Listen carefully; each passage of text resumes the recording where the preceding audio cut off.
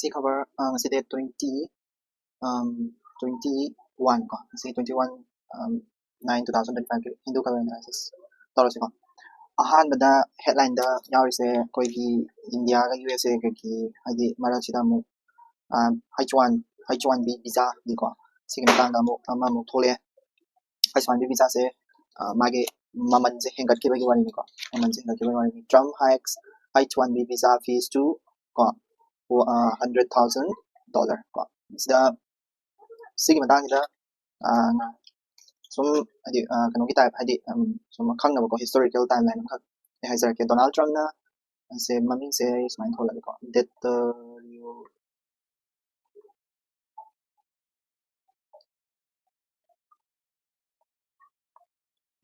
of US India relationship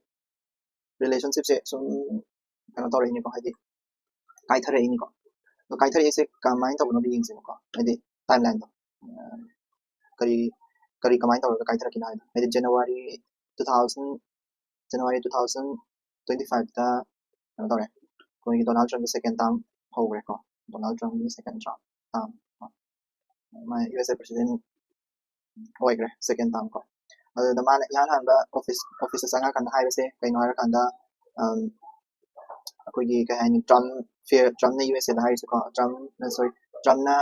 India da hai se kai no kan da fair trade pa me ha India no ka tang trade se tong na matam sida ai na ka tang tong ba ma na ka tang tong ba ba le ta ko ibani makun na tong na ba pa me na man hai ko fair trade ko adagi fair trade to ba me na man hai gre adagi haurai ni lan je ko like February tha da gi February 2025 ta koigi kano se deportation hawe February da hawe ko deportation se koigi Indian macha myam ma kano da gi USA da gi around hadi 104 Indians deport tore ko Indians ko illegally changu ba ko adagi deportation tawre adagi February gi lo selak pada da prime minister do USA da prime minister visit Washington ko Washington da chatlure wari sanare magi wari sanare pada kari wari sanare ha kan da koigi wari sanare pada mission 500 and mission 500 hai se kai na kan da ko da US dollar koigi trade to na se 500 billion US dollar by 2030 hai ko 2030 ba da ko se US dollar 500 billion ko se trade to na se ne hai se ko adagi mo yana re se kai na kan da USA ni India da yolak pa koigi kano se increase to se US oil ko oil amasung gas export se export India da export to se ko increase to se hai adagi atopa mana mo ka do na kan da military sale ko military akoina India da yolak pa hai tare ko hadi ko mana kujukulai do ga lan kujukulai do ga increase to se ne ko adu increase to se ni yana re adagi sign am to tawe kari adi adu da US India ko compact ana sign ma tong compact ko sise ase magini military gi matang su ko gi catalyst oina ba ko hadi hena trading do hena kana tong na ba adu technology da su ko technology da su hena kana tong trading tong na ba ni bilateral ba sidagi meeting sa hawre ko adu dagi next ta kada ga kana February dagi July ba woji matang sidane bala chamsin matang hadi ha ma da 25% ko reciprocal tariff thamami ba ha ma da adagi reciprocal tariff ba di khoi India su USA da tariff thamini ma gi poche yola pa matam da khoi gi me market che protect tau jana ba hai da khoi su tariff thamini ba ko tax ni ba mi gi poto khoi gi mi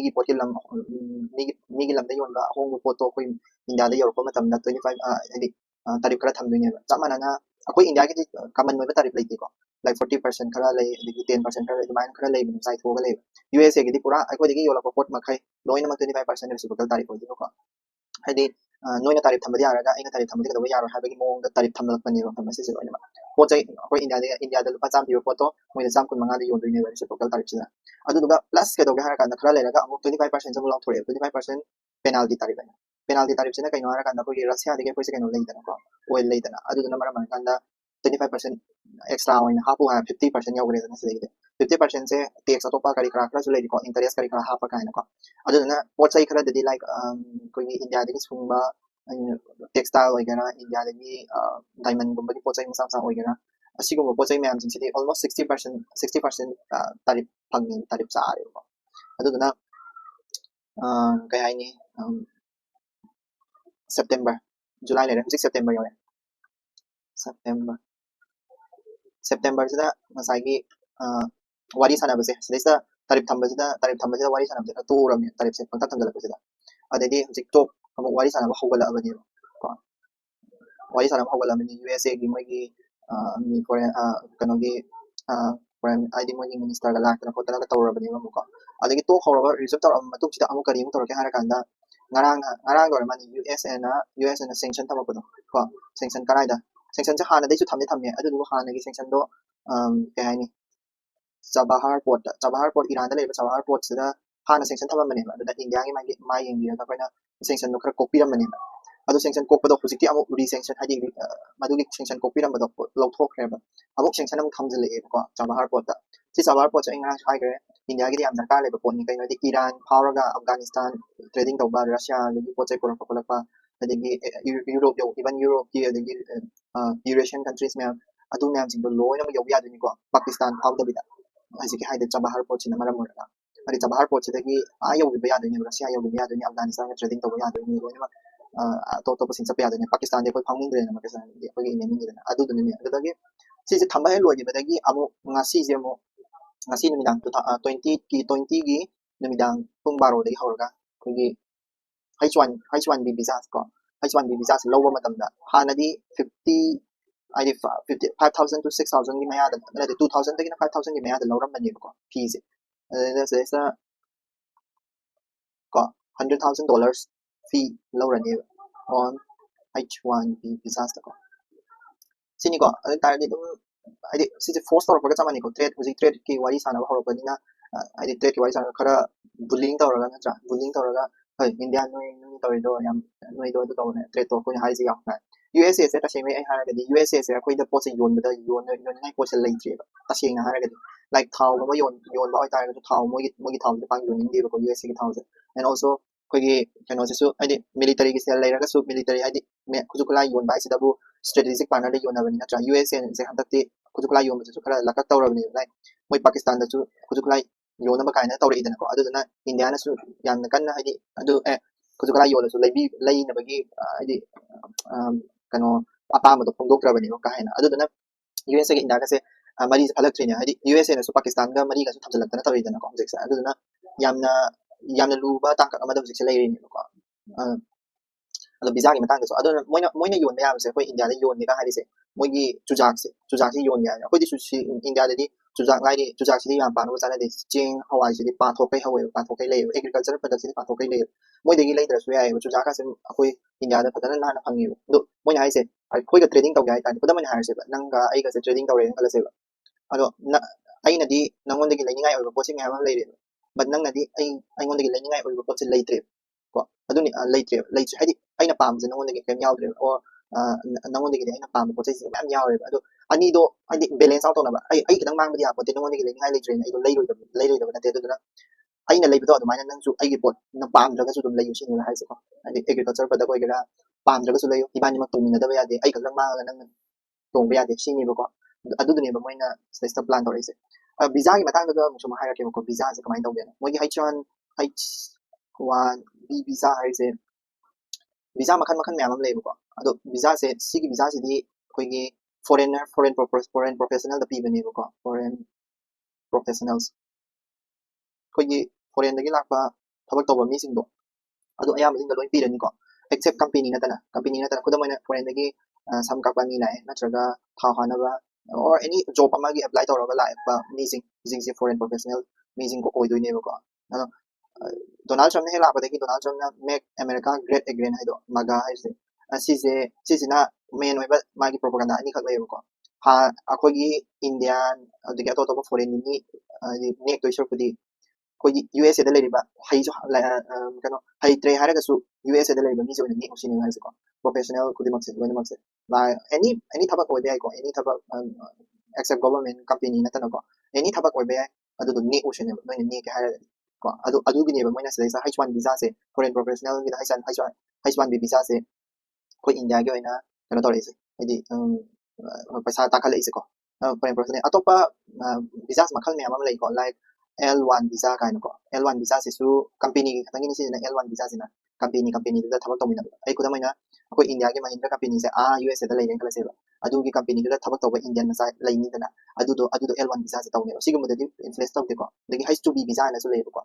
L1 visa L1 visa le adagi has to be visa le has to be visa sina kogi non agricultural workers adu temporary oigam H1B visa sina permanent oidoni ko has to be visa sina temporary oide ko adagi F1 visa kai le ko F1 visa sina kogi angang sidagi larik tam chalaga USA da lebedo F1 visa se pidoni ko aduga J1 visa su le J1 visa sina kogi exchange kudaman hairse nangondagi software engineer ahibedo USA ge ahibedo akoi da lao akoi ge dagi technical the person ahibedo akoi da channel is mine exchange on university level da or company level da any level da government official level da or so ai ko adumai exchange on J1 visa se pina doni aduga last O1 O4 hai mani sorry chang kang je O1 O4 sisina O1 hai ko sorry O1 visa sina ka dawe har kan extraordinary achievers haidi scientist apawa wa asigumba lakpa leidana ko scientist apawa mogi college ta tamba natraga professor oiba asigumba sidadi O1 visa se pidoi ne ko so adagi asigi H1 visa sidagi kano lakto ne ko green card kari gumba chahi tara natraga tranga se H1 visa se pairen kala se adai ta green card se pira ne ko green card se pira ni green card hai tara gadi mado resident oiba yan ha ko USA da dum makata na leidaba yan ha ko ado chahi tara ama kun ama changi H1 visa H1B visa se pai matu green card oira pase so H1B visa se sigi through dagi ngata ne ba koi India dagi USA da thabak tawai na chanari mem atai di L1 visa di company da thabak tawdra su yaroi H2B di temporary matam kra lera ma do halak toini F1 ju adi o satra oidra di yaroi exchange ke lejare scientist ko ba O1 visa da scientist ko ba oidra so mu yaroi aduna H1B visa di through the gine in kano da id India na kano sangi se adugi mamal do hana US dollar 2000 dagi na 5000 maya oiramani ado hujikti ka doraba US dollar 100,000 oirako around 90 lakhs ni ko se sahi mada 90 lakhs se sahi mada thi doi ni ko H1B visa pai taragadi ado taragadi 90 lakh ki job on tawdra ya roi na tra asi thi ga hai taragadi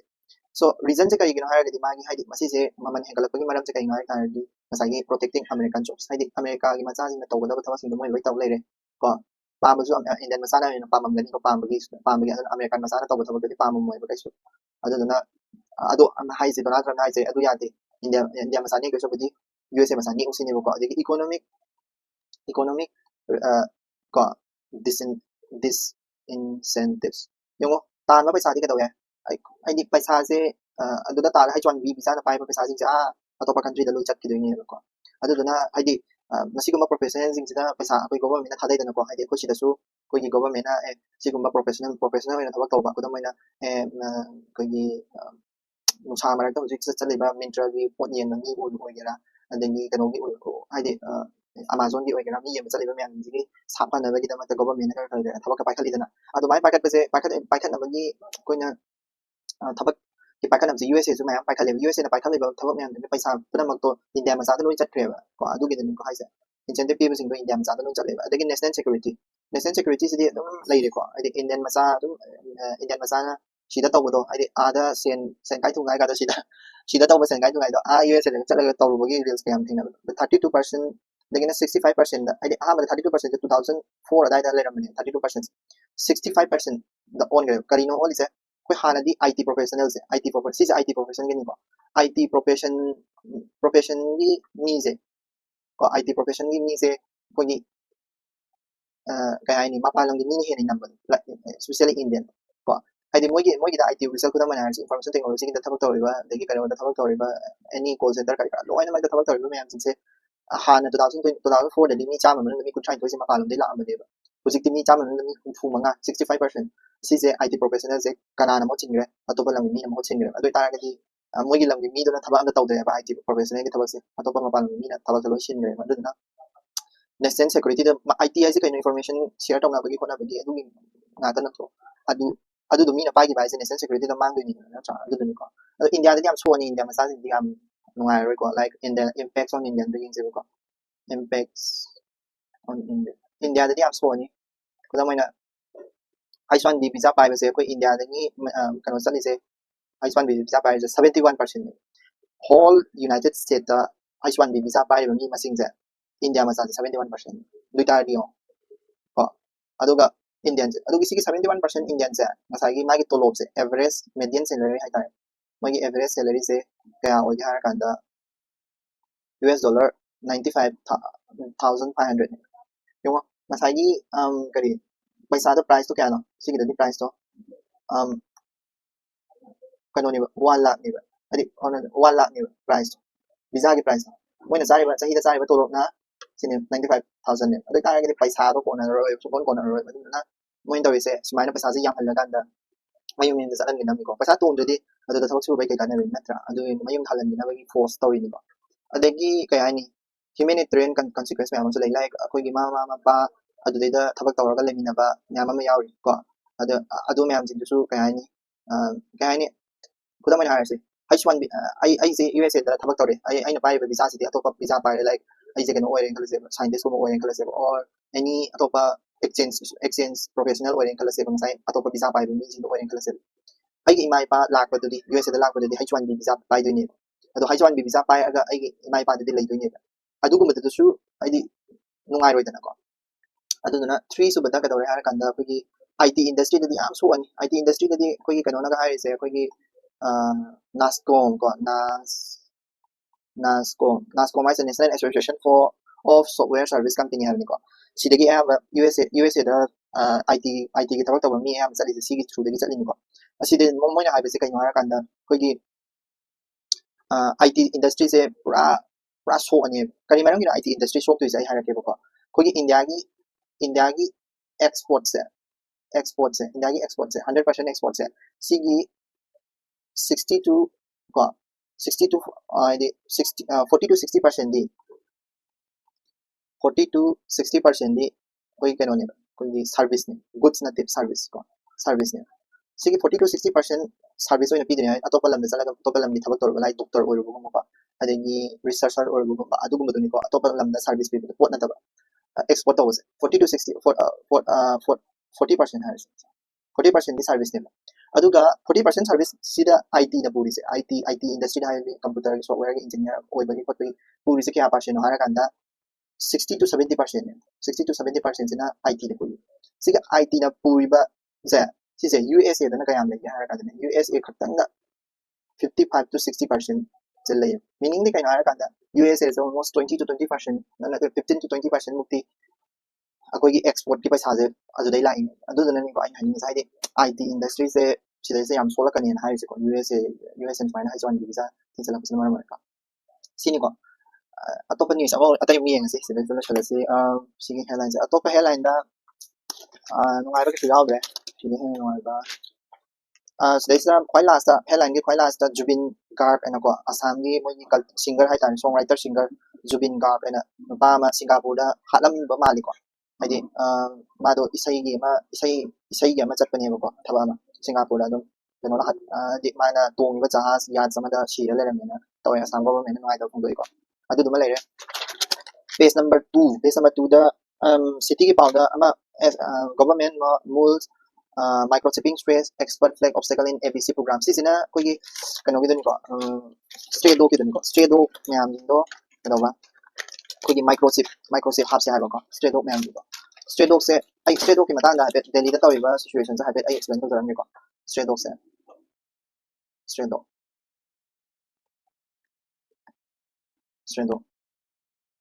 straight do se Delhi khatang da ko Delhi khatang da straight do se around 26,000 hin lai ko July gi masing thi ko matam ko July da ni ko sisa Delhi da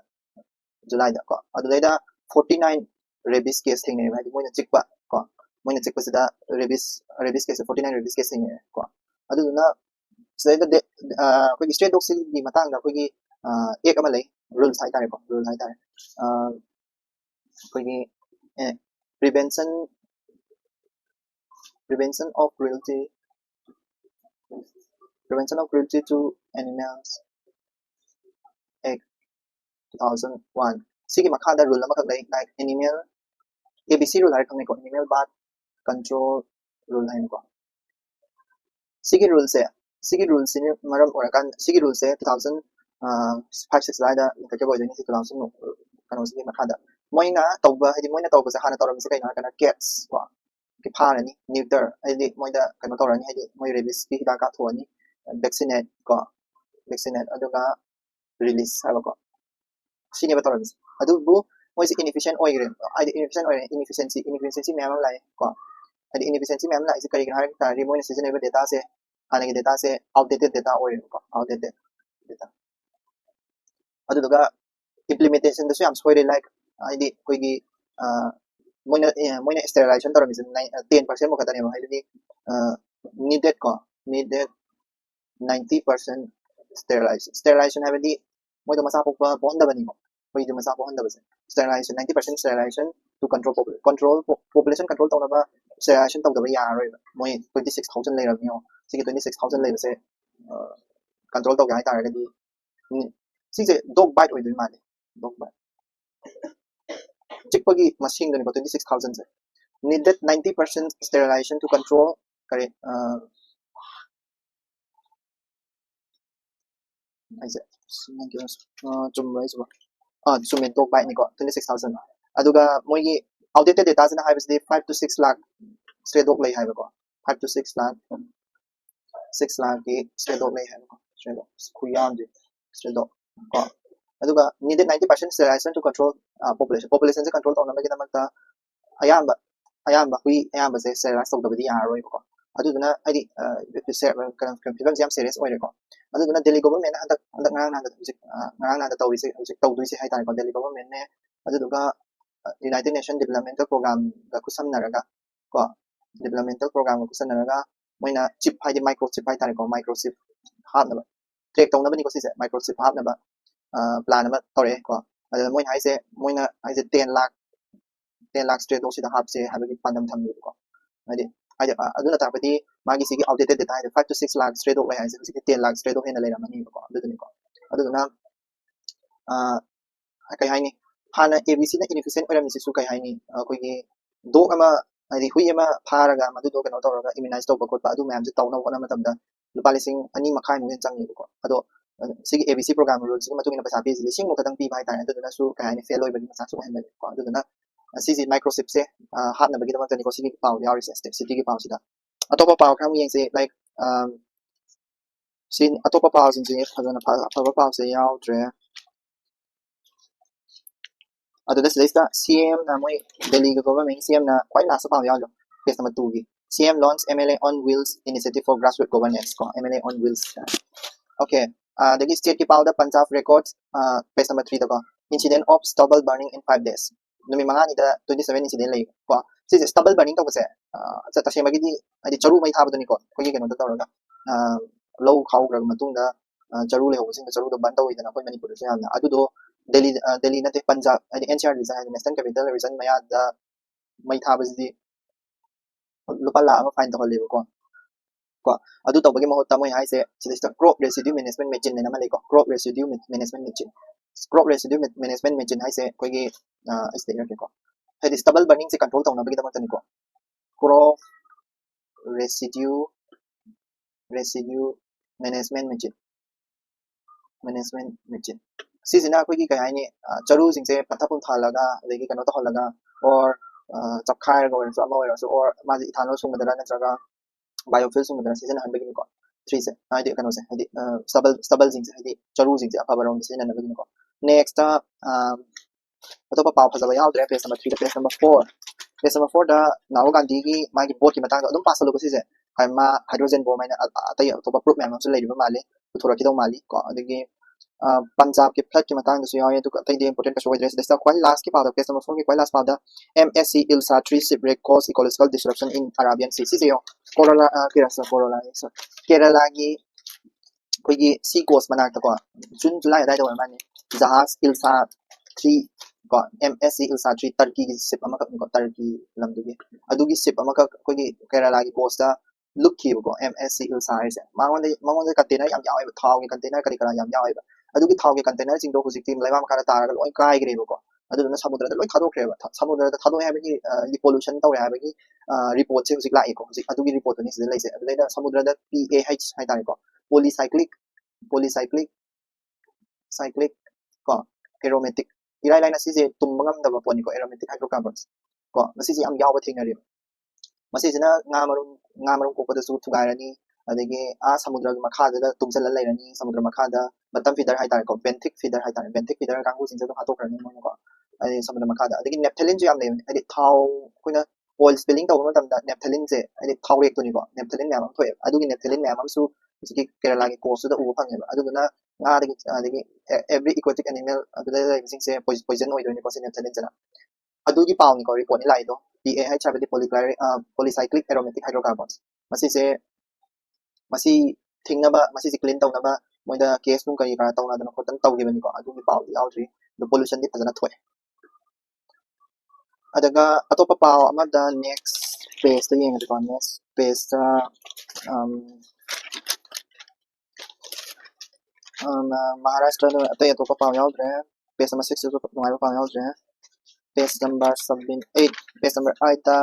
soldier kill on second day of editorial operation in Jammu da editorial operation to da soldier ma leigidre ko adu yawe paw atopa paw da se yam ngai paw se yawe koi manipur ga sa pe mari leina ba Meghalaya groups oppose new directive on uranium mining have ko uranium mining to da Nagaland na adi anauba rule ma ngarang nan ko anauba rule ma thoki ko kari rule no har kanda kogi Ministry of Environment Forest and Climate Change ko sisigi na directives am ka thoi ko under kari directives new directives am thoi ko new directives under mining of ek to maming hai ko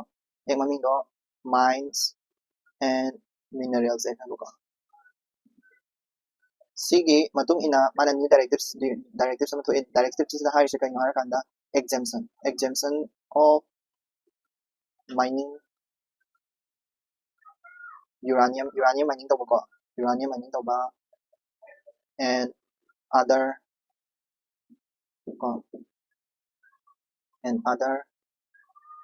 atomic natraga critical strategic habadi ko bi plan sin na ya minerals ko strategic minerals masi se mining to sa se minerals from kari mandatory mandatory oi ko loina masi se mandatory public consultation habadi kaina mining am tawge hai taragadi mafam da leriba mi sing civil society ma'am jing do masi mining se tawge ha consultation tawraga adu matung da mining se tawramani adu uranium gumba adagi atomic natraga critical strategic hadi any lani kuzugala gi oiba uranium hadi nuclear power gi oiba ko atomic hadi atom level da ina chip to ngamba helium adu da ma'am adagi critical magnesium gumba or lithium gumba beryllium gumba adu gumba critical element ma'am da like battery sumada yawa magnesium din ati sorry lithium beryllium wa adu gumba element critical element ma'am sin se hadi solar cells ha da sin riba element ma'am sin se masi gumba mining tawbagi di public ta hydro so ya do pato to ya sin ne ko taw public consultation to so ya adu di Meghalaya sawi kai gina Meghalaya sawi sigi new directive sigi da Meghalaya sawi Meghalaya na hari se masi se hai akoi masi directive so thokring da ko hairam de kai na di Meghalaya na oppose to sigi maram sai har uranium se khwaidagi leba state se kai na di Meghalaya ni ko marwai na koi gi do mya set and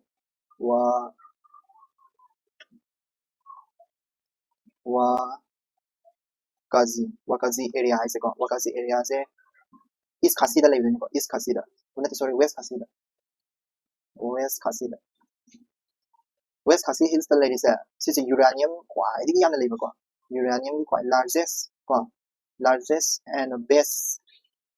quality so leba mo ko best quality uranium in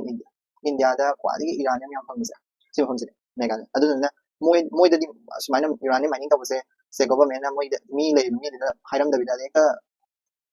kana to wai se ya da ni moi da ko mi do kan ta da bida ka mining ta se si manipur da su dum thok tu ni ko manipur su uranium gi khara di dum lai bani and atopa critical element khara su dum lai bani yam na ko adu da manipur da su dum la ga moi mining ta ga phalang da to ya hairam da bida ma da ba pham da lai mi jing hairam da bida ko mining tawre na thok su thok pa aduga mi jing du tang thorok ko mining tawgi man na ma de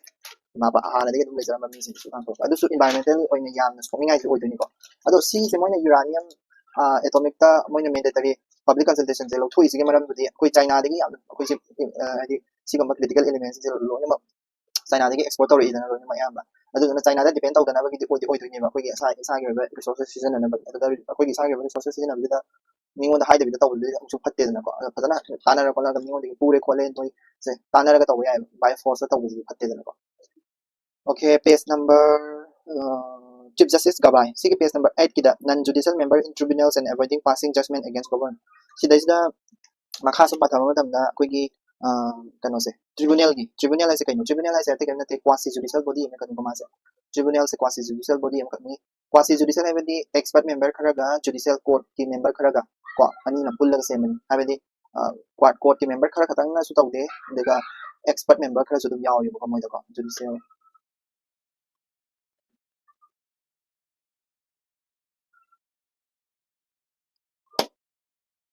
judicial bodies ni ko asise kari marang sa ngin court to thawak tawse yam tappe ba ado khara thugat na ba and court ki main power da khara help tawna ba ni ko asise kare kari ki through de sai ha da article number ka Indian constitution ni hani yawram de hapchan ba ni ko article number 323A amasung 323B da hapsala ko ni ko 323A gi matung ina atopa haidi administrative tribunal me am same ko like kudamana pallabada koi gi civil administrative tribunal kai lai ko adugumba administrative tribunal adudaida koi kai hani tribunal gi matangda yam phajaba haidi tribunal na tawbada ba tawreda haidi chief justice of India na mai tribunal gi kana dama myam so hai bani ko adum pasallo hayeng tribunal gi maram ko sanang taraga di tale kongam da lagi film gi pawda award koi gi dada saheb phalke award ne ko film industry da khwai gi chawba award se phalke award ko si 2023 की दी कोई lifetime achievement award को मासे को हादि पुंसी की वना film industry दा तरोप मी जिंग सिदा पीबा अवार्ड ने मोहनलाल से पीगरे को मासे मलयालम को केरला की मलयालम फिल्म इंडस्ट्री मलयालम की फिल्म को तो बाने को दादा साहेब को फाल्के अवार्ड मोहनलाल हाइसे सिगी दादा साहेब फाल्के हाइसे ममिंग से काय दे लरो के हारे कांदा दिन दिंदीरास गोविंद फाल्के कोई इंडिया की इहान हनबा फिल्म राजा हरिश्चंद्र नामा 1913 da buto Raja Harishchandra father of Indian cinema को मासे दिंदीरास गोविंद फाल्के है माय ममिंग लौरगा दादा साहेब फाल्के अवार्ड से लौगी बने को कोई इहान फिल्म से केनो राजा हरिश्चंद्र है 1913 da buto film si buto bagi damak मासे फादर ऑफ इंडियन सिनेमा को अदो फादर ऑफ इंडियन सिनेमा ममिंग से लौरगा अवार्ड पुथोए अदुगे अवार्ड ना दादा साहेब फाल्के अवार्ड है फादर ऑफ इंडियन सिनेमा सिसे SSC गुम्बा और नेट एग्जाम लेदना को नेट एग्जाम दा फिल्म ममिंग हसियाम फंगी को अइना नेट पेपर 1 थार मतम दा फिल्म ममिंग याम लौरक खेबने दुना सो खंगसल को से कानानी द मोहनलाल की फिल्म फसम सब याम लेनी लाइक टू दारूम हाइब्रा कनो फिल्म हम ले याम फसा को अदगी कांतारा का फिल्म फसम सब ले अदगी अतोप लूसीफर का ले माय फिल्म फसम सब ले दुनी याम फसा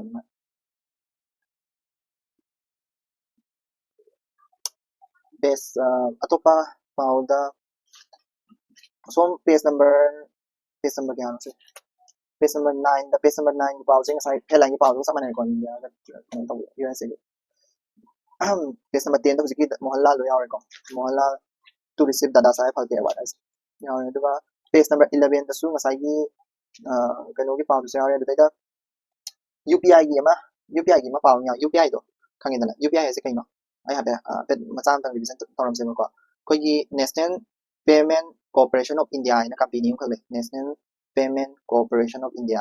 ko masi sina UPI habe kaino UPI habe unified payment interface si NPCI se kana RBI ne aduga koi gi IBA habe Indian Bank Association na ko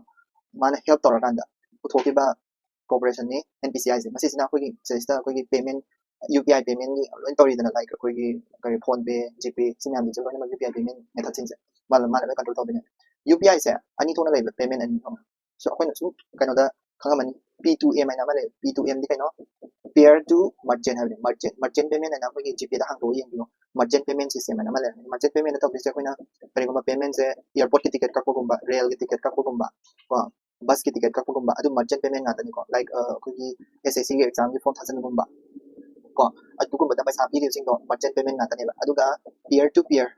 pair ꯍꯥꯏꯁꯤꯅ ꯑꯩꯈꯣꯏ ꯃꯁꯦꯟ ꯊꯥꯅꯕ ꯏꯃꯥꯟꯅꯕ ꯃꯁꯦꯟ ꯊꯥꯅꯕ ꯗꯨꯀꯥꯟꯗꯥꯔ ꯀꯩ ꯃꯁꯦꯟ ꯊꯥꯅꯕ ꯑꯗꯨꯃꯥꯏꯅ ꯇꯧꯕꯗꯣ ꯄꯤꯌꯔ ꯇꯨ ꯀꯩꯅꯣ ꯄꯤꯌꯔ ꯇꯨ ꯄꯤꯌꯔ ꯑꯣꯏꯗꯣꯏꯅꯦꯕꯀꯣ ꯃꯁꯥ ꯃꯁꯥ ꯑꯩꯈꯣꯏ ꯃꯁꯦꯟ ꯊꯥꯅꯕ ꯍꯥꯏꯇꯥꯔꯦ ꯑꯗ ꯄꯤꯌꯔ ꯇꯨ ꯃꯔꯆꯦꯟ ꯍꯥꯏꯁꯦ ꯄꯤꯌꯔ ꯇꯨ ꯃꯔꯆꯦꯟꯁꯦ ꯑꯩꯈꯣꯏ ꯒꯣꯚꯔꯟꯃꯦꯟꯠꯅ ꯔꯤꯀꯒꯅꯥꯏꯖ ꯇꯧꯋꯦ ꯒꯣꯚꯔꯟꯃꯦꯟꯠꯅ ꯃꯁꯤꯒꯤ ꯗꯦꯇꯥꯗꯤ ꯊꯥꯗꯣꯔꯛꯑꯦꯕ ꯒꯣꯚꯔꯟꯃꯦꯟꯠꯅ ꯍꯥꯏꯕꯗꯤ ꯃꯁꯤ ꯄꯤꯌꯔ ꯇꯨ ꯃꯔꯆꯦꯟꯁꯦ 27% ꯑꯣꯏꯀꯣ 27% percentage ꯑꯣꯏꯀꯣ ꯑꯗꯨꯒ 72.25%ꯁꯤꯅ ꯑꯩꯈꯣꯏ ꯃꯁꯦꯟ ꯊꯥꯅꯕꯁꯦ ꯑꯣꯏꯗꯣꯏꯅꯦ ꯄꯤꯌꯔ ꯇꯨ ꯃꯔꯆꯦꯟꯁꯤꯗ ꯍꯥꯏꯗꯤ ꯑꯩꯈꯣꯏꯒꯤ ꯑꯦꯔꯥꯎꯟ 78 crore ꯃꯨꯛ ꯊꯥꯗꯩ ꯍꯥꯏꯗꯤ 78.7 lakh crore ꯀꯣ lakh crore ꯍꯥꯏꯗꯤ lakh crore ꯀꯣ ꯁꯤꯒꯤ ꯄꯦꯃꯦꯟꯁꯦ ꯇꯧꯔꯤꯅꯤ ꯆꯍꯤ ꯈꯨꯗꯤꯡꯒꯤ ꯑꯗꯨꯗꯩꯗ ꯈ꯭ꯋꯥꯏ ꯌꯥꯝꯅ ꯇꯧꯕꯁꯦ ꯀꯔꯤꯅꯣ ꯍꯥꯏꯔꯒꯗꯤ ꯑꯩꯈꯣꯏꯒꯤ ꯐꯥꯏꯅꯥꯟꯁꯤꯌꯦꯜ ꯁꯥꯔꯚꯤꯁ ꯑꯩꯈꯣꯏꯒꯤ ꯃꯔꯨꯞꯀꯤꯒꯨꯝꯕ ꯅꯠꯇ꯭ꯔꯒ ꯕꯦꯡꯀꯤꯒꯨꯝꯕꯒꯤ ꯄꯦꯃꯦꯟ ꯇꯧꯅꯕꯁꯦ ꯐꯥꯏꯅꯥꯟꯁꯤꯌꯦꯜ ꯁꯥꯔꯚꯤꯁꯁꯤꯅ 1/5ꯁꯦ ꯃꯥꯅ ꯀꯟꯇ꯭ꯔꯣꯜ ꯇꯧꯔ ꯊꯝꯃꯤꯀꯣ ꯑꯇꯣꯞꯄ ꯄꯦꯃꯦꯟ ꯁꯥꯔꯚꯤꯁ ꯍꯥꯏꯔꯒꯗꯤ ꯑꯩꯈꯣꯏꯒꯤ ꯔꯤꯇꯦꯜ ꯑꯦꯟ ꯀꯟꯖꯨꯃꯔ ꯂꯥꯏꯛ ꯑꯩꯈꯣꯏꯒꯤ ꯑꯃꯥꯖꯣꯟꯗꯒꯤ ꯄꯩꯁꯥ ꯀꯛꯄꯒꯨꯝꯕ ꯑꯃꯥꯖꯣꯟꯗꯒꯤ ꯀꯩꯅꯣ ꯇꯧꯕꯒꯨꯝꯕ UPI ꯁꯤꯖꯤꯟꯅꯔꯒ ꯑꯃꯥꯖꯣꯟꯗꯒꯤ ꯄꯣꯠ ꯂꯩꯕꯒꯨꯝꯕ ꯑꯗꯒꯤ ꯀꯔꯤꯒ ꯑꯗꯨꯗꯨꯅ 20% ꯑꯣꯏꯀꯣ ꯑꯗꯒꯤ ꯑꯩꯈꯣꯏꯒꯤ ꯀꯩ ꯍꯥꯏꯅꯤ ꯍꯥꯎꯁ ꯍꯣꯜ ꯁꯥꯔꯚꯤꯁ ꯍꯥꯏꯇꯥꯔꯦ ꯍꯥꯎꯁ ꯍꯣꯜ ꯌꯨꯝꯒꯤ ꯄꯣꯠ ꯆꯩ ꯂꯩꯕꯒꯨꯝꯕ ꯑꯗꯨꯒꯨꯝꯕ ꯇꯧꯕꯗꯣ ꯀꯣ ꯑꯗꯨꯒꯨꯝꯕꯗꯅ ꯍꯥꯎꯁ ꯍꯣꯜ ꯁꯥꯔꯚꯤꯁ ꯍꯥꯏꯇꯥꯔꯦꯀꯣ ꯑꯗꯨꯒ ꯑꯗꯨꯗꯨꯅ 10% ꯑꯃꯨꯛ ꯑꯣꯏꯀꯣ ꯌꯥꯝꯗꯦ ꯑꯗꯨꯅ ꯁꯨꯃꯥꯏꯅ P2M ꯁꯥꯔꯚꯤꯁꯁꯦ ꯀꯣ ꯁꯨꯃꯥꯏꯅ ꯂꯩꯔꯦ ꯑꯣꯀꯦ ꯑꯇꯣꯞꯄ ꯄꯥꯎ ꯅꯨꯡꯉꯥꯏꯕ ꯌꯥꯎꯔꯤꯕ꯭ꯔꯥ ꯌꯦꯡꯁꯤ ꯄꯥꯎ ꯅꯨꯡꯉꯥꯏꯕꯗꯗꯤ ꯁꯥꯏꯟꯁꯀꯤ ꯄꯥꯎ ꯂꯥꯛꯏꯀꯣ ꯄꯦꯖ ꯅꯝꯕꯔ 12ꯗ ꯁꯥꯏꯟꯁꯀꯤ ꯄꯥꯎꯗꯤ ꯌꯥꯝ ꯅꯣꯛꯅꯤꯡꯕꯗꯤ ꯅꯠꯇꯦ ꯖꯁ ꯑꯗꯨꯗꯩꯗ ꯉꯁꯥꯏꯒꯤ ꯄꯥꯎꯗꯨꯗ ꯍꯧꯖꯤꯛꯀꯤ ꯕꯤꯖꯤꯅꯦꯁ ꯄꯥꯎꯗ ꯍꯥꯏꯐꯦꯠ ꯍꯜꯂꯛꯀꯦꯁꯦꯀꯣ ꯄꯦꯖ ꯅꯝꯕꯔ 11ꯒꯤ ꯕꯤꯖꯤꯅꯦꯁ ꯄꯥꯎꯗ SAF ꯍꯥꯏꯅ ꯑꯃ ꯌꯥꯎꯕꯅꯦꯕꯀꯣ ꯏꯟꯗꯤꯌꯥ ꯀꯦꯟ ꯃꯤꯠ ꯂꯣꯀꯦꯜ ꯅꯤꯗ ꯐꯣꯔ SAF ꯍꯥꯏꯅ SAF ꯍꯥꯏꯗꯣ ꯀꯩꯅꯣ ꯍꯥꯏꯐꯦꯠ ꯍꯥꯏꯔꯝꯃꯦꯀꯣ SAF ꯍꯥꯏꯁꯦ ꯁꯁꯇꯦꯅꯦꯕꯜ ꯑꯦꯚꯤꯌꯦꯁꯟ ꯐꯤꯜ ꯍꯥꯏꯕꯅꯦꯕꯀꯣ ꯁꯁꯇꯦꯅꯦꯕꯜ ꯑꯦꯚꯤꯌꯦꯁꯟ ꯐꯤꯜ ꯍꯥꯏꯕꯀꯣ ꯍꯥꯏꯗꯤ ꯑꯦꯔꯣꯄ꯭ꯂꯦꯟ ꯄꯥꯏꯕꯗ ꯁꯤꯖꯤꯟꯅꯔꯤꯕ ꯐꯤꯜꯁꯤꯡꯁꯦ ꯁꯤꯁꯦ ꯀꯩ ꯍꯥꯏꯅꯤ ꯁꯁꯇꯦꯅꯦꯕꯜ ꯑꯦꯚꯤꯌꯦꯁꯟ ꯐꯤꯜ ꯁꯁꯇꯦꯅꯦꯕꯜ ꯍꯥꯏꯔ ꯇꯥꯔꯒꯗꯤ ꯄꯣꯂꯨꯁꯟ ꯌꯥꯝ ꯊꯣꯛꯍꯟꯗꯕ ꯍꯥꯏꯔꯛꯇꯣꯏꯅꯦꯀꯣ ꯀꯗꯥꯏꯗꯅꯣ ꯁꯤ ꯁꯁꯇꯦꯅꯦꯕꯜ ꯄꯣꯂꯨꯁꯟ ꯌꯥꯝ ꯊꯣꯛꯍꯟꯗꯕ ꯍꯥꯏꯁꯦ ꯀꯔꯤꯗꯒꯤ ꯁꯨꯔꯛꯇꯣꯏꯅꯣ ꯚꯤꯖꯤꯇꯦꯕꯜ ꯑꯣꯏꯜꯒꯨꯝꯕ ꯀꯣ ꯚꯤꯖꯤꯇꯦꯕꯜ ꯑꯣꯏꯜꯒꯨꯝꯕ ꯑꯗꯒꯤ ꯀꯩꯅꯣ ꯂꯩꯗꯅꯀꯣ ꯁꯨꯒꯔ ꯀꯦꯟꯒꯤ ꯑꯩꯈꯣꯏꯒꯤ ꯁꯨꯒꯔ ꯀꯦꯟ ꯁꯨꯝꯗꯣꯛꯈ꯭ꯔꯀꯥꯟꯗ ꯕꯦꯒꯦꯁ ꯂꯩꯍꯧꯗꯅ ꯍꯥꯏꯗꯤ ꯆꯨꯖꯨꯝ ꯍꯥꯏꯕ ꯀꯩꯅꯣꯝ ꯍꯥꯏꯗꯥꯏꯅꯦ ꯁꯨꯒꯔ ꯀꯦꯟ ꯕꯦꯒꯦꯁ ꯔꯥꯏꯁ ꯁ꯭ꯇ꯭ꯔꯣ ꯑꯗꯩ ꯆꯔꯨ ꯂꯩꯗꯅꯀꯣ ꯑꯗꯨꯒꯨꯝꯕ ꯃꯌꯥꯝꯁꯤꯡꯁꯤꯅ ꯁꯨꯡꯕ ꯐꯤꯜ ꯑꯣꯏꯗꯣꯏꯅꯦꯕ ꯁꯁꯇꯦꯅꯦꯕꯜ ꯍꯥꯏꯁꯦꯀꯣ ꯑꯗꯒꯤ ꯍꯧꯖꯤꯛꯀꯤ ꯁꯁꯇꯦꯅꯦꯕꯜ ꯑꯦꯚꯤꯌꯦꯁꯟ ꯐꯤꯜꯁꯦ ꯁꯤꯒꯨꯝꯕꯅ ꯁꯨꯡꯂꯛꯇꯣꯏꯅꯦꯕ ꯑꯦꯚꯤꯌꯦꯁꯟ ꯍꯥꯏꯗꯤ ꯑꯦꯔꯣꯄ꯭ꯂꯦꯟ ꯄꯥꯏꯕ ꯁꯤꯖꯤꯟꯅꯕꯗꯨꯅꯤꯀꯣ ꯃꯁꯤꯁꯦ ꯀꯅꯥꯅ ꯑꯩꯈꯣꯏꯒꯤ ꯔꯤꯀꯃꯦꯟ ꯇꯧꯔꯛꯀꯦ ꯍꯥꯏꯔꯀꯥꯟꯗ ICAO ꯍꯥꯏꯕꯗꯤ ꯏꯟꯇꯔꯅꯦꯁꯅꯦꯜ ꯁꯤꯚꯤꯜ ꯑꯦꯁꯣꯁꯤꯌꯦꯁꯟ ꯑꯣꯔꯒꯅꯥꯏꯖꯦꯁꯟ ꯃꯣꯏꯒꯤ ꯏꯟꯇꯔꯅꯦꯁꯅꯦꯜ ꯑꯣꯔꯒꯅꯥꯏꯖꯦꯁꯟ ꯑꯃꯅꯤꯀꯣ ꯃꯥꯅ ꯇꯥꯔꯒꯦꯠꯁꯦ ꯁꯤꯒꯤ ꯃꯥꯒꯤ ꯇꯥꯔꯒꯦꯠ ꯑꯃꯗꯤ ꯂꯩꯌꯦꯕꯀꯣ ꯏꯟꯗꯤꯌꯥꯒꯤ ꯇꯥꯔꯒꯦꯠꯁꯦ ꯏꯟꯗꯤꯌꯥ ꯇꯥꯔꯒꯦꯠ ꯑꯃꯗꯤ ꯂꯩ ꯇꯥꯔꯒꯦꯠ ꯀꯣ ꯁꯤꯁꯦ ꯀꯩꯅꯣꯒ ꯃꯥꯟꯅꯩꯀꯣ ꯏꯊꯥꯅꯣꯜ ꯕ꯭ꯂꯦꯟꯗꯤꯡꯗꯨꯒ ꯃꯥꯟꯅꯩꯀꯣ ꯐꯤꯜꯁꯤꯗ ꯑꯩꯈꯣꯏꯒꯤ ꯑꯦꯔꯣꯄ꯭ꯂꯦꯟꯗ ꯁꯤꯖꯤꯟꯅꯔꯤꯕ ꯐꯤꯜꯁꯤꯡꯁꯤꯗ ꯉꯁꯥꯏꯒꯤ ꯀꯩꯅꯣꯁꯦ ꯌꯥꯟꯗꯣꯏꯅꯦꯕ ꯁꯨꯝ ꯌꯥꯟꯕꯁꯦ ꯇꯥꯔꯒꯦꯠꯁꯦ ꯀꯩꯅꯣꯅꯦ ꯍꯥꯏꯔꯀꯥꯟꯗ 1% ꯌꯥꯟꯕ ꯑꯃ 2027 ꯐꯥꯎꯕꯗ ꯅꯠꯇ꯭ꯔꯒ 2% ꯌꯥꯟꯕ ꯑꯃ 2028 ꯐꯥꯎꯕꯗ ꯑꯗꯨꯒ 5% ꯌꯥꯟꯕ ꯁꯤꯅ ꯃꯥꯒꯤ ꯇꯥꯔꯒꯦꯠ ꯏꯟꯗꯤꯌꯥꯒꯤ ꯇꯥꯔꯒꯦꯠꯁꯦ 5% ꯌꯥꯟꯕ 2030 ꯕ꯭ꯂꯦꯟꯗꯤꯡ ꯇꯥꯔꯒꯦꯠꯅꯤꯀꯣ ꯁꯦ ꯕ꯭ꯂꯦꯟꯗꯤꯡ ꯇꯥꯔꯒꯦꯠ ꯀꯣ ꯕꯥꯏꯑꯣꯐꯤꯜꯒꯤ ꯇꯥꯏꯞꯇ ꯑꯩꯈꯣꯏꯒꯤ ꯀꯩ ꯍꯥꯏꯅꯤ ꯁꯤꯗꯒꯤ ꯊꯣꯛꯂꯛꯄ ꯁꯁꯇꯦꯅꯦꯕꯜ ꯑꯦꯚꯤꯌꯦꯁꯟ ꯐꯤꯜꯁꯦ ꯁꯤꯁꯦ ꯌꯥꯟꯗꯣꯏꯅꯦꯕ ꯀꯗꯥꯏꯗ ꯉꯁꯥꯏꯒꯤ ꯑꯦꯚꯤꯌꯦꯁꯟ ꯐꯤꯜ ꯑꯁꯦꯡꯕꯗꯨꯗ ꯑꯩꯈꯣꯏꯒꯤꯗꯤ ꯑꯦꯚꯤꯌꯦꯁꯟ ꯐꯤꯜꯁꯦ ꯒꯦꯁꯣꯂꯤꯟꯅ ꯑꯣꯏꯗꯅꯀꯣ ꯒꯦꯁꯣꯂꯤꯟꯗꯣ ꯑꯗꯨꯗ ꯌꯥꯟꯗꯣꯏꯅꯦꯕ ꯁꯤ ꯁꯁꯇꯦꯅꯦꯕꯜ ꯑꯦꯚꯤꯌꯦꯁꯟ ꯐꯤꯜꯁꯦꯀꯣ ꯁꯤꯁꯦ ꯌꯥꯟꯁꯤꯜꯂꯀꯥꯟꯗ ꯕ꯭ꯂꯦꯟꯗꯤꯡ ꯇꯧꯔꯀꯥꯟꯗ ꯉꯁꯥꯏꯒꯤ ꯀꯩꯅꯣ ꯍꯥꯏꯗꯤ ꯄꯣꯂꯨꯁꯟ ꯍꯟꯊꯍꯟꯗꯣꯏꯅꯦꯕꯀꯣ ꯆꯞ ꯃꯥꯟꯅꯩ ꯉꯁꯥꯏꯒꯤ ꯏꯊꯥꯅꯣꯜ ꯕ꯭ꯂꯦꯟꯗꯤꯡ ꯍꯧꯖꯤꯛ ꯀꯟꯅ ꯇꯧꯔꯛꯏꯁꯦꯀꯣ ꯏꯊꯥꯅꯣꯜ ꯕ꯭ꯂꯦꯟꯗꯤꯡ 10% ꯕ꯭ꯂꯦꯟꯗꯤꯡ ꯇꯧꯕꯤ ꯑꯗꯨ ꯇꯧꯕꯤ ꯑꯗꯥ ꯇꯧꯕꯤ ꯇꯧꯔꯛꯏꯁꯦ ꯑꯗꯒꯤ साइंस के पाउडर लास्ट साइंस के पाउडर साइंस से page number 12 the dawn of artificial mummification उसमें नो mummification से 5000 years की ममांग साउथ ईस्ट एशिया तौर में कोई खनर में mummification से हाना मम्मी हायरगा कोई करी खनर में कोई कनो इजिप्ट खनर में दनको अदो इजिप्ट ओइगिदे 5000 years की ममांग कोई साउथ ईस्ट एशियन कांगू जे mummification तौर में मोइना mummification तौर में से कब मई द लो मन हिट तौर को ये से अदुगा mummification तौर दगी पेज नम दुगी मखादा ICMR की पाव में यावे ICMR दा है iris na man puthoi ko iris na IRIS ko impact of research innovation scale na man puthoi ana wo puthoi pani ICMR is na Indian Council for Medical Research haidi medical science ki research tawa kano man ko organization na mana research tawa sing sida piba ko scale hai dai research nang research yam phai phatte nang research yare mong yare tare ka hamin na scale am pi ko point da pi ko moi point tara phangadi nang phasare point kun phangadi nang yati phasare ka hai doi adugumagi iris scale na puthoi kyam kan kana banate अदुगी मखादा what is the best time to take examination and याव याम फजमनिको अखोगी best time to take examination से सिगी scientist reason बगा कुछ high से best time से examination अमा तौना बगिना मत best time to take examination से ꯑꯩꯈꯣꯏ ꯀꯝꯄꯤꯇꯤꯇꯤꯚ ꯑꯦꯛꯖꯥꯝ ꯊꯥꯏꯗꯅ ꯃꯁꯤꯁꯦ ꯀꯔꯝ ꯀꯥꯟꯗꯅꯣ ꯍꯥꯏꯔꯒꯗꯤ ꯄꯨꯡ 11:00ꯗꯒꯤꯅ 11 AM ꯗꯒꯤꯅ 1 PM ꯐꯥꯎꯅꯦꯕꯀꯣ ꯑꯗꯣ ꯁꯤꯒꯤ ꯃꯅꯨꯡꯁꯤꯗ ꯑꯦꯛꯖꯥꯝ ꯊꯥ ꯇꯥꯔꯒꯗꯤ ꯌꯥꯝ ꯐꯩ ꯍꯥꯏꯕꯀꯣ ꯑꯌꯨꯛ ꯉꯟꯇꯥ ꯄꯨꯡ 9ꯗꯒꯤꯅ 11 ꯑꯗꯥꯏꯐꯥꯎ ꯊꯥꯕꯗ ꯑꯦꯛꯖꯥꯝꯁꯦ ꯌꯥꯝ ꯄ꯭ꯔꯗꯛꯇꯤꯚ ꯑꯣꯏꯗꯦꯕ ꯑꯩꯈꯣꯏꯒꯤ ꯀꯣꯒꯅꯤꯇꯤꯚ ꯁ꯭ꯀꯤꯜꯁꯦ ꯕꯦꯁ ꯂꯦꯚꯦꯜꯗ ꯂꯩꯇꯦꯕꯀꯣ ꯑꯗꯒꯤ ꯁꯟꯗꯥꯋꯥꯏꯔꯝꯗ ꯊꯥꯕ ꯃꯇꯝꯗꯁꯨ ꯑꯦꯛꯖꯥꯝꯁꯦ ꯕꯦꯁ ꯀꯩꯅꯣꯗ ꯂꯩꯇꯦꯕ ꯑꯩꯈꯣꯏꯒꯤ ꯀꯣꯒꯅꯤꯇꯤꯚ ꯂꯦꯚꯦꯜꯁꯦ ꯌꯥꯝ ꯋꯥꯡꯗꯦꯕꯀꯣ ꯑꯗꯨꯗꯨꯅ ꯑꯦꯛꯖꯥꯝ ꯊꯥꯕ ꯑꯣꯏꯇꯥꯔꯒꯗꯤ 11 AM ꯗꯒꯤꯅ 1 PM ꯐꯥꯎꯒꯤ ꯃꯅꯨꯡꯁꯤꯗ ꯊꯥꯎ ꯁꯤꯅꯦꯕꯀꯣ ꯍꯥꯏꯔꯤꯁꯦ ꯍꯥꯏꯗꯤ ꯁꯤꯁꯤꯅ ꯌꯥꯝ ꯄ꯭ꯔꯗꯛꯇꯤꯚ ꯑꯣꯏ ꯁꯤꯅꯦꯕ ꯑꯗꯨꯅꯤꯀꯣ ꯃꯥꯅ ꯁꯤꯗ ꯍꯥꯏꯔꯤꯁꯦ ꯑꯗꯨꯗꯨꯅ ꯍꯥꯏꯗꯤ ꯑꯩꯈꯣꯏꯅ ꯑꯗꯣ ꯃꯤꯒꯤꯁꯨ ꯈꯦꯠꯅꯩꯀꯣ ꯌꯨꯠ ꯀꯥꯡꯕꯨꯗꯤ ꯑꯌꯨꯛ ꯉꯟꯇꯥꯁꯦ ꯅꯨꯃꯤꯗꯥꯡ ꯌꯥꯝ ꯊꯦꯡ ꯇꯨꯝꯕꯅꯤꯅ ꯑꯌꯨꯛ ꯉꯟꯇꯥꯁꯦ ꯀꯩꯁꯨ ꯄ꯭ꯔꯗꯛꯇꯤꯚ ꯑꯣꯏꯗꯦꯕ ꯁꯟꯗꯥꯋꯥꯏꯔꯝꯒꯨꯝꯕ ꯅꯨꯡꯊꯤꯟꯒꯨꯝꯕꯗ ꯄ꯭ꯔꯗꯛꯇꯤꯚ ꯑꯣꯏꯌꯦꯕꯀꯣ ꯑꯗꯨꯗꯨꯒ ꯑꯦꯛꯖꯥꯃꯤꯅꯔ ꯍꯥꯏꯇꯥꯔꯦ ꯑꯩꯈꯣꯏꯒꯤ ꯑꯦꯛꯖꯥꯝ ꯌꯦꯡꯉꯤꯕ ꯃꯤꯁꯤꯗ ꯑꯍꯜ ꯉꯥꯛꯇꯅꯤꯗꯅꯀꯣ ꯑꯦꯛꯖꯥꯃꯤꯅꯔ ꯅꯠꯇ꯭ꯔꯒ ꯑꯦꯛꯖꯥꯝ ꯏꯟꯚꯤꯖꯤꯂꯦꯇꯔꯒꯨꯝꯕꯁꯤꯗꯤ ꯃꯣꯏꯗꯤ ꯑꯌꯨꯛ ꯉꯟꯇꯥꯗꯅ ꯍꯦꯟꯅ ꯄꯥꯝꯃꯦꯕ ꯀꯩꯅꯣ ꯑꯌꯨꯛ ꯉꯟꯇꯥꯅ ꯄꯥꯝꯃꯤꯁꯤꯅ ꯃꯣꯏꯗꯤ ꯃꯣꯔꯅꯤꯡ ꯄꯔꯁꯟ ꯉꯥꯛꯇ ꯑꯣꯏꯗꯅ ꯑꯍꯜ ꯑꯣꯏꯔꯛ ꯇꯥꯔꯒꯗꯤ ꯑꯌꯨꯛ ꯉꯟꯇꯥꯁꯦ ꯌꯥꯝ ꯍꯧꯒꯠꯅꯤꯡꯉꯤꯗꯅꯀꯣ ꯑꯗꯨꯗꯨꯅ ꯈꯔ ꯌꯥꯝ ꯅꯨꯡꯉꯥꯏꯕꯅꯦ ꯑꯗꯨꯒꯤ ꯏꯗꯤꯇꯣꯔꯤꯌꯦꯜꯗ ꯄꯥꯕꯤꯌꯨꯀꯣ ꯌꯥꯝ ꯃꯁꯤꯡ ꯅꯨꯡꯉꯥꯏꯕꯅꯦ ꯑꯗꯒꯤ ꯑꯇꯣꯞꯄ ꯄꯥꯎ ꯑꯃꯗ ꯁꯣꯝꯗ ꯕ꯭ꯂꯨ ꯒ꯭ꯔꯤꯟ ꯑꯦꯃꯣꯅꯤꯌꯥ ꯍꯥꯏꯁꯦ ꯕ꯭ꯂꯨ ꯒ꯭ꯔꯤꯟ ꯑꯦꯃꯣꯅꯤꯌꯥ ꯍꯥꯏꯁꯦ ꯁꯤꯁꯦ ꯁꯣꯝ ꯅꯥꯀꯟꯗ ꯂꯦꯐ ꯁꯥꯏड ꯔꯣꯝꯗ ꯌꯥꯎꯕꯅꯤꯀꯣ ꯁ꯭ꯅꯦꯞꯁꯣꯠꯇ ꯕ꯭ꯂꯨ ꯒ꯭ꯔꯤꯟ ꯑꯦꯃꯣꯅꯤꯌꯥꯗꯣ ꯑꯗꯨꯗꯨꯝ ꯍꯥꯏꯔꯝꯒꯦꯀꯣ ꯒ꯭ꯔꯤꯟ ꯑꯦꯃꯣꯅꯤꯌꯥ तसेंग ग्रीन एमोनिया से पुथोको मतलब पैसा याम चंगीबको कमायना ग्रीन एमोनिया हाबदि कइनो पोल्यूशन क्वाइ थोकतबे एमोनिया को रिन्यूएबल एनर्जी ना पुथोकपा को प्रोड्यूस तौरपा एमोनिया दुबो अखोइना ग्रीन एमोनिया हा खंगनेबको सिसे ऑक्सीजन से बाय प्रोडक्ट ओइन थोए ऑक्सीजन बाय प्रोडक्ट ओइन को बाय प्रोडक्ट ओइन थोए को अदुगा सिगिसिना जीरो इमिशन है कइनो पोल्यूशन अमुक थोके पोल्यूशन ऑक्सीजन थादोरगा कमाय पोल्यूशन थोके नत्रा अदुगा कदोगे हारा कांदा ब्लू एमोनिया ना मले ब्लू एमोनिया को ब्लू एमोनिया से पैसा अदुम मा पुथोको मतम पैसा याम चंगी लाइक इमाजिनी नेचुरल गैस सिजन ना कोई एलपीजी गुम सिजन ना पुथोको एमोनिया को असिसिना सिसे लो इमिशन बदि खरा तवे यामना लो दि ओइ हाइदि कार्बन डाइऑक्साइड थादोए मास को कार्बन डाइऑक्साइड थादोए अदुदुगा मान हाइसे हाइब्रिड मॉडल है ना हाइब्रिड मॉडल हाइब्रिड कनो हाइब्रिड आई तारगदि अनि से पुंजन बाय तारे ग्रीन ब्लू एमोनिया है को ग्रीन ब्लू एमोनिया हाइसिना कइनो हार कांदा मसागी हाइब्रिड से सिसिना कदोगा कांदा मसागी सिगी ऑक्सीजन से सिले से हाप आइता नेचुरल गैस से सिगी ऑक्सीजन से यूज ऑफ नेचुरल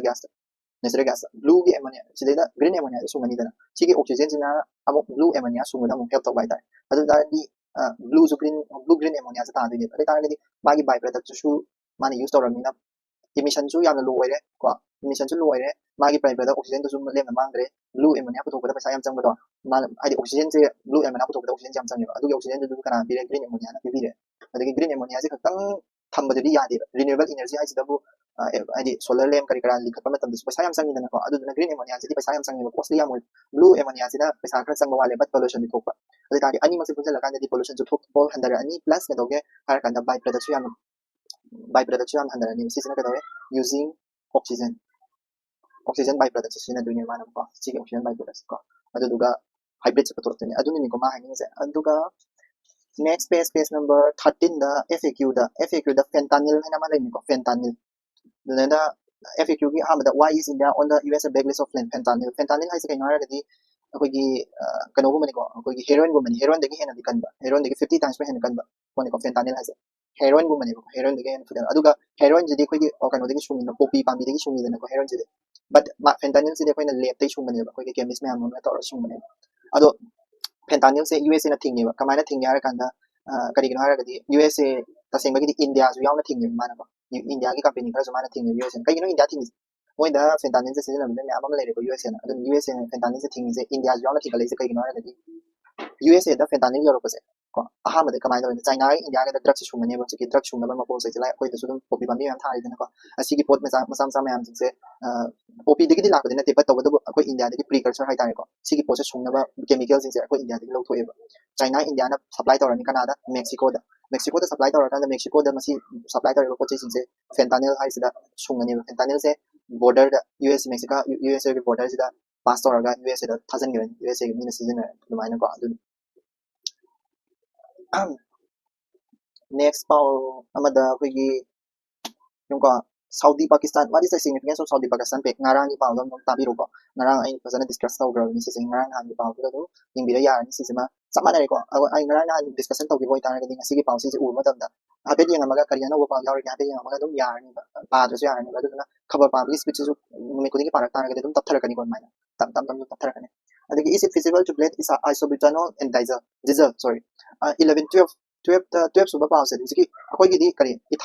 ꯏꯊꯥꯅꯣꯜꯒ ꯀꯔꯤꯒ ꯕ꯭ꯂꯦꯟ ꯇꯧꯋꯦꯕ ꯍꯧꯖꯤꯛ ꯇꯧꯅꯔꯤꯁꯦ ꯍꯧꯖꯤꯛ ꯀꯝꯄꯦꯅꯤ ꯑꯅꯧꯕ ꯍꯥꯏꯗꯤ ꯑꯩꯈꯣꯏꯒꯤ ꯏꯟꯗꯤꯌꯥꯒꯤ ꯑꯅꯧꯕ ꯕ꯭ꯂꯦꯟꯗꯤꯡ ꯄꯣꯂꯤꯁꯤ ꯑꯃ ꯂꯥꯛꯏꯁꯦ ꯀꯩꯅꯣ ꯏꯊꯥꯅꯣꯜꯒ ꯀꯅꯥꯒ ꯄꯦꯇ꯭ꯔꯣꯜꯒ ꯏꯊꯥꯅꯣꯜꯒ ꯄꯦꯇ꯭ꯔꯣꯜꯒ ꯕ꯭ꯂꯦꯟꯗꯤꯡ ꯇꯧꯕꯅꯦꯕ ꯍꯧꯖꯤꯛ ꯇꯧꯅꯔꯤꯁꯦ ꯑꯗꯣ ꯏꯊꯥꯅꯣꯜꯁꯤꯒ ꯀꯩꯅꯣꯒꯗꯤ ꯌꯥꯕ꯭ꯔꯕ ꯏꯊꯥꯅꯣꯜꯁꯤꯒ ꯀꯩꯅꯣꯒꯗꯤ ꯗꯤꯖꯜꯒꯗꯤ ꯌꯥꯕ꯭ꯔꯕ ꯌꯥꯗꯦꯀꯣ ꯗꯤꯖꯜꯒ ꯇꯧꯕ ꯌꯥꯗꯦꯕꯀꯣ ꯏꯊꯥꯅꯣꯜꯒ ꯗꯤꯖꯜ ꯑꯗꯣ ꯗꯤꯖꯜꯒ ꯕ꯭ꯂꯦꯟꯗꯤꯡ ꯇꯧꯅꯕ ꯃꯆꯥꯛꯁꯦ ꯃꯥꯅ ꯊꯤꯔꯛꯑꯦꯕꯀꯣ ꯏꯊꯥꯅꯣꯜꯁꯤꯒꯤ ꯃꯍꯨꯠꯇ ꯀꯔꯤ ꯊꯤꯖꯤꯟꯕ ꯌꯥꯏ ꯍꯥꯏꯅ ꯀꯔꯤ ꯁꯤꯟꯕ ꯌꯥꯒꯦ ꯍꯥꯏ ꯀꯥꯟꯗ ꯑꯥꯏꯁꯣꯕ꯭ꯌꯨꯇꯥꯏꯜꯁꯦꯀꯣ ꯑꯥꯏꯁꯣꯕ꯭ꯌꯨꯇꯥꯅꯣꯜꯁꯦ ꯁꯤꯁꯦ ꯑꯣꯏꯅ ꯇꯧꯕ ꯌꯥꯏ ꯗꯥꯏꯖꯜꯁꯦ ꯑꯗꯣ ꯃꯥꯁꯦ ꯁꯤꯁꯦ ꯇꯧꯕ ꯌꯥꯔꯦ ꯍꯥꯏꯅ ꯈꯔꯕꯨꯗꯤ ꯌꯥꯕ ꯍꯥꯏꯁꯦ ꯌꯥꯝ ꯌꯥꯕꯗꯤ ꯅꯠꯇꯦ ꯂꯥꯏꯛ ꯀꯔꯤꯒꯤꯅꯣ ꯍꯥꯏꯗꯤ ꯑꯥꯏꯁꯣꯕ꯭ꯌꯨꯇꯥꯅꯣꯜꯁꯦ ꯀꯩꯗꯧꯒꯦ ꯍꯥꯏꯔꯀꯥꯟꯗ ꯀꯦꯇꯦꯟ ꯅꯝꯕꯔ ꯌꯥꯝ ꯆꯥꯎꯋꯤ ꯂꯥꯏꯛ ꯃꯥꯒꯤ ꯕꯔꯅꯤꯡ ꯏꯐꯤꯁꯤꯌꯦꯟꯁꯤꯁꯦ ꯃꯩ ꯆꯥꯛꯄꯒꯤ ꯏꯐꯤꯁꯤꯌꯦꯟꯁꯤꯁꯦ ꯈꯔ ꯅꯦꯝꯃꯦꯕ ꯗꯤꯖꯜꯒꯤ ꯃꯩ ꯊꯨ ꯆꯥꯛꯑꯦꯕ ꯑꯥꯏꯁꯣꯕ꯭ꯌꯨꯇꯥꯅꯣꯜꯁꯤꯅ ꯃꯩ ꯆꯥꯛꯄꯒꯤ ꯆꯥꯡꯁꯦ ꯌꯥꯝ ꯅꯦꯝꯃꯦ ꯑꯗꯨꯗꯨꯅ ꯒꯥꯔꯤꯗ ꯍꯥꯞꯄꯛꯄ ꯃꯇꯝꯗ ꯑꯩꯈꯣꯏ ꯒꯥꯔꯤꯁꯤꯗ ꯅꯣꯀꯤꯡ ꯍꯥꯏꯇꯥꯔꯦꯀꯣ ꯅꯣꯀꯤꯡ ꯃꯈꯣꯜ ꯑꯃ ꯊꯣꯛꯄꯗ ꯀꯔꯛ ꯀꯔꯛ ꯇꯧꯔꯒ ꯑꯗꯨꯒ ꯀꯔꯤ ꯍꯥꯏꯅꯤ ꯃꯩꯁꯦ ꯌꯥꯝ ꯐꯖꯅ ꯒꯥꯔꯤꯁꯦ ꯃꯩ ꯐꯖꯅ ꯆꯥꯛꯈꯤ ꯇꯥꯔꯒꯗꯤ ꯀꯔꯛ ꯀꯔꯛ ꯇꯧꯕ ꯃꯈꯣꯜ ꯑꯃ ꯊꯣꯛꯀꯅꯦꯕꯀꯣ ꯑꯗꯨꯃꯥꯏꯅ ꯃꯈꯣꯜ ꯊꯣꯛꯀꯅꯦꯕ ꯑꯗꯨꯗꯨꯒ ꯑꯥꯏꯁꯣꯕ꯭ꯌꯨꯇꯥꯅꯣꯜꯁꯦ ꯂꯤꯃꯤꯠꯁꯦ ꯃꯥꯒꯤꯁꯦ 10%ꯗꯒꯤ ꯂꯦꯁ ꯗꯦꯟ ꯍꯦꯟꯅ ꯕ꯭ꯂꯦꯟꯗꯤꯡ ꯇꯧꯒꯗꯕꯅꯦ ꯍꯥꯏꯗꯤ 10%ꯗꯒꯤ ꯍꯦꯟꯕ ꯌꯥꯗꯦꯕꯀꯣ ꯂꯦꯁ ꯕ꯭ꯂꯦꯟꯗꯤꯡ ꯑꯗꯨꯒ ꯃꯥꯁꯦ ꯂꯣ ꯀꯦꯇꯦꯟ ꯅꯝꯕꯔ ꯍꯥꯏꯁꯦꯀꯣ ꯀꯦꯇꯦꯟ ꯅꯝꯕꯔ ꯍꯥꯏꯗꯤ ꯑꯩꯅ ꯍꯥꯏꯕꯗꯣ ꯃꯩ ꯆꯥꯛꯄꯒꯤ ꯅꯝꯕꯔꯗꯨꯅꯤꯀꯣ ꯕꯔꯅꯤꯡ ꯏꯐꯤꯁꯤꯌꯦꯟꯁꯤ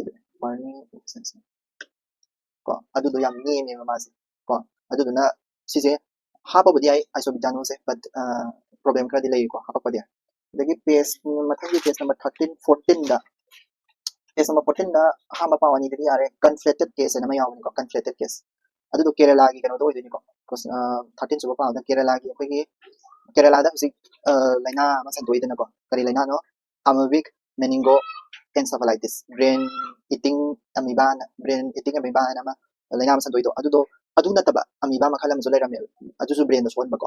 ꯑꯗꯨꯗꯨꯅ ꯍꯦꯜꯂꯝꯃꯦꯕ ꯍꯥꯏꯗꯤ ꯍꯧꯖꯤꯛ ꯅꯧꯅ ꯀꯦꯁ ꯃꯌꯥꯝ ꯑꯃ ꯊꯣꯛꯂꯛꯑꯦꯗꯅꯀꯣ ꯍꯧꯖꯤꯛ ꯉꯔꯥꯡ ꯅꯍꯥꯟꯗꯁꯨ ꯃꯣꯏ 74 ꯀꯩꯅꯣꯃ ꯁꯤꯕꯒꯤ ꯀꯦꯁ ꯑꯃ ꯊꯣꯛꯂꯛꯄꯗꯣ ꯑꯗꯨꯗ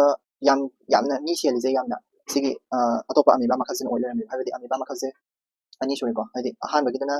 ꯅꯦꯒ꯭ꯂꯦꯔꯤꯌꯥ ꯐꯣꯂꯦꯔꯤ ꯍꯥꯏꯁꯤꯅꯦꯀꯣ ꯁꯤꯁꯤꯅꯦꯕ ꯁꯤꯒꯤ ꯑꯃꯤꯕꯥ ꯃꯈꯜꯁꯤꯅꯦꯕ ꯀꯔꯤ ꯁꯟꯗꯣꯛꯏꯁꯦ ꯄꯥꯝ ꯍꯥꯏꯁꯦ ꯄꯥꯝ ꯍꯥꯏꯕꯗꯤ ꯀꯩꯅꯣ ꯄ꯭ꯔꯥꯏꯃꯔꯤ ꯑꯃꯤꯕꯤꯛ ꯀꯣ ꯃꯦꯅꯤꯡꯒꯣ encephalitis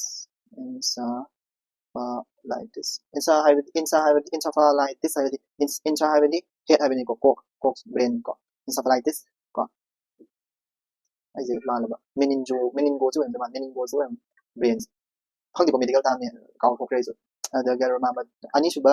ꯃꯥꯒꯤ ꯑꯃꯤꯕꯥ ꯃꯈꯜꯁꯤꯅ ꯀꯩꯅꯣ ꯍꯥꯏꯔꯀꯥꯟꯗ ꯑꯀꯥꯟꯊꯥꯃꯤꯕꯥ ꯀꯣ ꯁꯤꯁꯤꯅ ꯀꯩ ꯍꯥꯏꯔꯀꯥꯟꯗ GAE ꯍꯥꯏꯕ ꯂꯩꯅꯥꯁꯦ ꯂꯥꯏꯛ granular amoebic encephalitis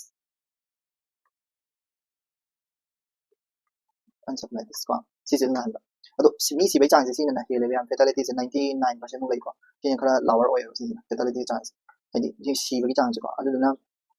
ꯀꯦꯁꯇꯨꯗꯤ ꯃꯃꯥꯡꯗ ꯊꯣꯛꯏꯕ ꯀꯦꯁ ꯃꯌꯥꯝ ꯑꯩꯈꯣꯏ ꯀꯦꯁꯇꯣ ꯁꯤꯁꯦ ꯍꯥꯏꯗꯤ 11 ꯀꯦꯁ ꯈꯛꯇꯪ ꯊꯦꯡꯅꯗ ꯉꯥꯏꯔꯤꯕ 101 ꯀꯦꯁꯀꯤ ꯃꯅꯨꯡꯗ ꯑꯌꯥꯝꯕꯅ ꯁꯤꯁꯤꯅ ꯑꯣꯏꯔꯅꯤꯀꯣ ꯑꯗꯨꯗꯤ ꯍꯥꯏꯗꯤ